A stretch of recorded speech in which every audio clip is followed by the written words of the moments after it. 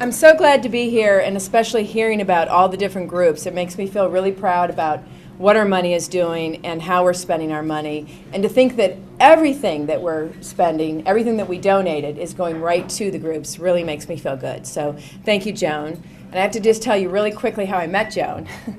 We both moved pretty close to the same time, about a year and a half ago, and we were at the paint store, and we're looking at paint colors, and I'm looking at my kind of California beiges and all those colors, and Joan kind of leans over, and I go, "What do you think of this color?" And we haven't met, and she goes, "Oh no, those are really boring." She goes, "I think we should do something really different." And she gives me a color that's kind of like Kathleen Shaw, right? Kind of like this blue.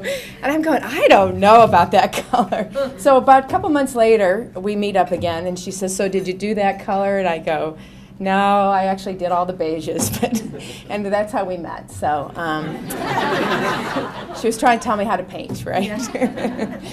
I'm actually introducing our Helping Hands donation, and it's for $5,000 this year.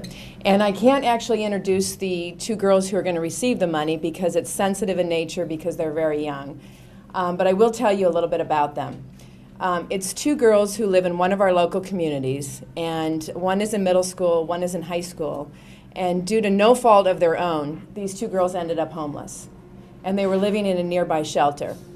Life was getting absolutely unbearable for them. As you know, teenage years, pre-teenage years, they're trying to cope with all the things that teenage girls cope with. On top of that, where are they going to eat? Where are they going to do their homework? Where are they going to sleep that night? So these two girls, the school was actually trying to help keep them in track in school, help keep their grades up. The girls were doing the best they could, but it was very unmanageable.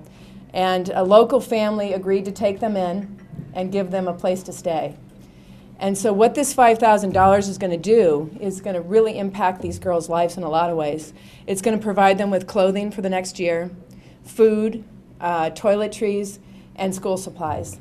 But I think more important than the money, what it's really telling them is as a community and as a group and as their neighbors that we said we care.